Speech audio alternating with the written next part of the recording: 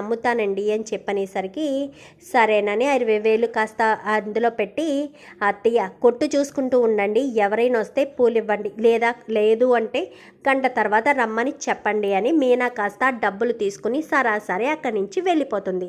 ఇంక ఈలోపు ప్రభావతి కాస్త దీని పూల కొట్టు నేను చూడాలా, చెప్తాను దీని పని, ఇది అప్పులు చేసి వచ్చిన డబ్బులన్నీ కూడా పుట్టింటోళ్ళకి దారబెడుతుందా, చెప్తాను అని చెప్పి ఇంటికి రావడంతోటే సత్యానికి వాళ్ళకి చెప్పి గొడవ చెయ్యాలి, మీనాను తిట్టించాలి అన్న ఉద్దేశంతో బాలుకి చెప్తుంది. చెప్పేసరికి బాలు ఏం మాట్లాడు, అయినా మీనా కష్టపడి సంపాదించిన డబ్బులు ఏం చేసుకుంటే నీకెందుకు, అయినా తను అప్పు చేస్తే నీకెందుకు, వేరేది ఏదైనా చేస్తే నీకెందుకు, నువ్వు కానీ కడతావా ఏంటి, తను ఏమన్నా ఇంటి కాగితాలు తాకట్టు పెట్టి పార్లర్లు ఏమన్నా పెట్టేస్తుందా, తనకేం అవసరాలు ఉన్నాయో, అయినా మీనా ఏం చేసినా ఆలోచించే చేస్తుంది, ఈ ఇంటి పరువును తీసే ప్రయత్నం ఎప్పటికీ చెయ్యదని సత్యం చెప్పడంతో బాలు మీనా వంక చూస్తాడు.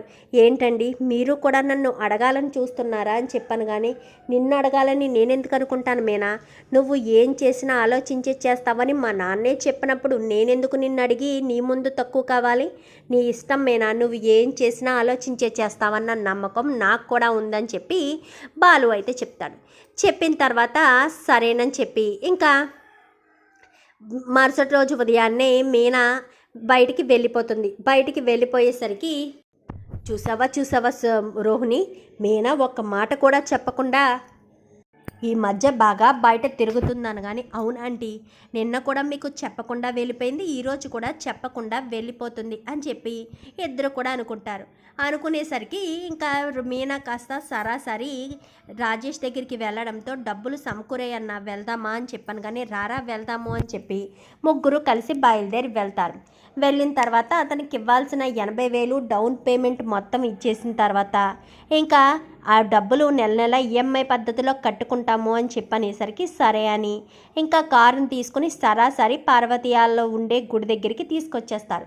బాలుకి ఫోన్ చేసి అర్జెంటుగా రమ్మని చెప్తాడు రాజేష్. అయితే బాలు అక్కడికి రావడంతో ఏంట్రా ఇక్కడికి రమ్మన్నావు, ఒరే ఈ కారు ఆ రోజు నేను చూసిందే కదా, చాలా బాగుందిరా, నాకు బాగా నచ్చింది, నువ్వు తీసుకున్నావా అని చెప్పాను, కానీ నేను తీసుకోలేదురా, నీకోసమే మీనా తీసుకుందని చెప్పనేసరికి ఏమంటున్నావురా, నా కోసం మీనా తీసుకోవడం ఏంటి అనగానే అవునండి మీకు ఈ కారు నచ్చిందంట కదా, 80,000 డౌన్ పేమెంట్ కట్టి కారు తీసుకున్నారు, నెల నెల ఈఎంఐ మాత్రం మీరే కట్టుకోవాలి అని చెప్పనేసరికి అయినా ఇప్పుడు ఎందుకు మీనా, ఆ వచ్చిన డబ్బులుంటే నువ్వు బంగారం మీద ఒకటి కొనుక్కోవచ్చు కదా అనగానే బంగారం లాంటి భర్త మీరుంటే నాకు బంగారం ఎందుకండి, మీరు సంతోషంగా ఉంటే చాలు నాకు, అందుకే మీరు ఆటో నడపడం మీకు చాలా కష్టంగా ఉంది, ఎందుకంటే మీకు మొదటి నుంచి ఆ కారు నడపడమే అలవాటు కాబట్టి ఆటో మీరు నడపలేకపోతున్నారని నేను అర్థం చేసుకున్నాను, అయినా నా భర్తకు నేను గిఫ్ట్ ఇవ్వాలనుకుంటున్నాను అని చెప్పనేసరికి ఎందుకు నీకు ఈ శ్రమ,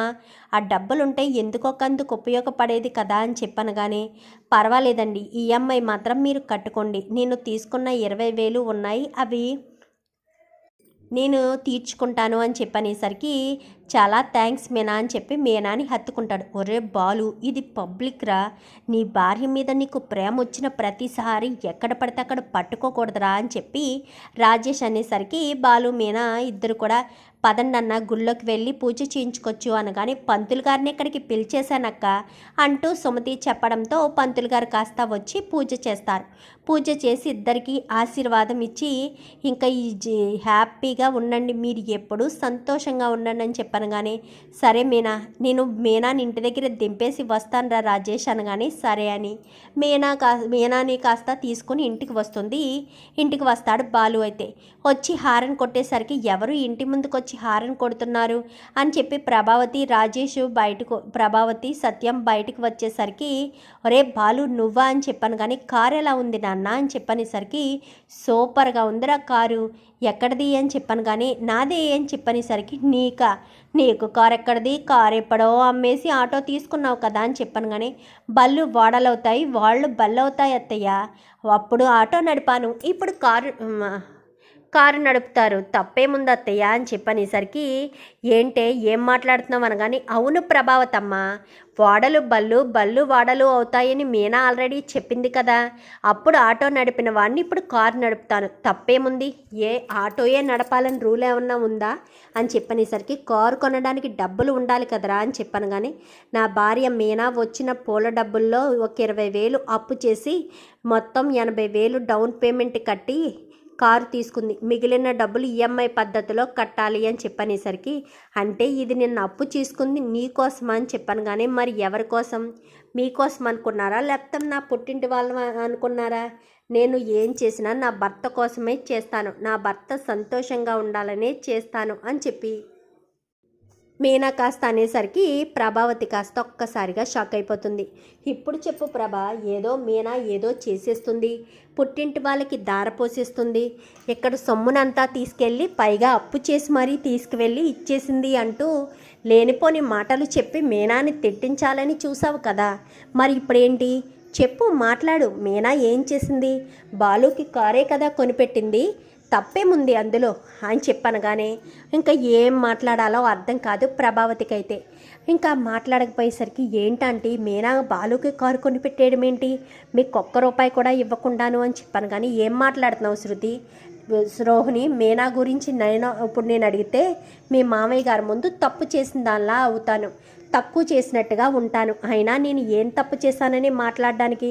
అయినా ఇదంతా నీ వల్లే, నువ్వు అడగమంటేనే, నువ్వు నా కోసం డబ్బులు లెక్క పెడుతుందని చెప్తేనే నేను నమ్మాను. నిజానికి మీనా డబ్బులు లెక్క పెట్టింది వాళ్ళ ఆయనకి కారు కొనడం కోసం, కానీ అది నేను తెలుసుకోకుండా ఆశపడ్డాను అని చెప్పి రోహిణి తిట్టేసరికి, అమ్మ రోహిణి అని చెప్పాను. కానీ ప్లీజ్ మనోజ్ చెప్పొద్దు మనోజ్ అంటూ రోహిణి బ్రతిమాలుతుంది. ఏంటి రోహిణి, అసలు నువ్వు పార్లర్ అమ్మేయవలసిన అవసరం ఏముంది? పార్లర్ అమ్మేస్తే మాత్రం ఒక్క మాట అయినా మా అమ్మకు చెప్పాలి కదా. ఆ పార్లర్ నీతో మా అమ్మే కదా పెట్టించింది. ఇంటిని తాకట్టు పెట్టి మరీ 10 లక్షల రూపాయలు తీసుకొచ్చి మరీ ఇంట్లో వాళ్ళని కాదని మరి నీ చేత పార్లర్ పెట్టిస్తే ఆ విషయం ఇంట్లో తెలిసి ఎంత పెద్ద గొడవ జరిగిందో నీకు తెలుసు కదా. మరి అలాంటిటప్పుడు మా అమ్మకు ఒక్క మాట చెప్పలేదు, పోనీ నాకైనా చెప్తే నేనైనా మా అమ్మకు చెప్పేవాడిని కదా అంటూ మనోజ్ మాట్లాడేసరికి, అది కాదు మనోజ్ అని చెప్పాను. కానీ బాగుంది రోహిణి, చాలా బాగుంది. మీనా వాళ్ళేమో కొద్దిగా డబ్బులు పోగేసుకుని వాళ్ళ ఆయనకి కారు కొనిపిస్తుంది, నువ్వేమో ఉన్న పార్లర్ని కాస్త అమ్మేసి అక్కడే శాలరీకి జాయిన్ అయ్యావు. రేపు ఈ విషయం తెలిస్తే మా అమ్మ తట్టుకోగలదా? నీ మీద ఎన్నో ఆశలు పెంచుకుంది, నువ్వే ది బెస్ట్ కోడలవని మా అమ్మ ఎంతగానో సంబరపడుతుంది. అలాంటిది నువ్వు ఇంత మోసం చేశావు, ఈ పార్లర్ తాకట్టు అమ్మేశావు అన్న విషయం తెలిస్తే ఇంకేమైనా ఉందా? ఆ బాలుగాడికి విషయం తెలియదేమో. ఈ విషయం గనక తెలిస్తే వాడు ఎప్పుడో బయట పెట్టేసేవాడు. నేను పార్కులో పల్లీలు తింటున్నాడన్న విషయం ఎలా బయట పెట్టాడో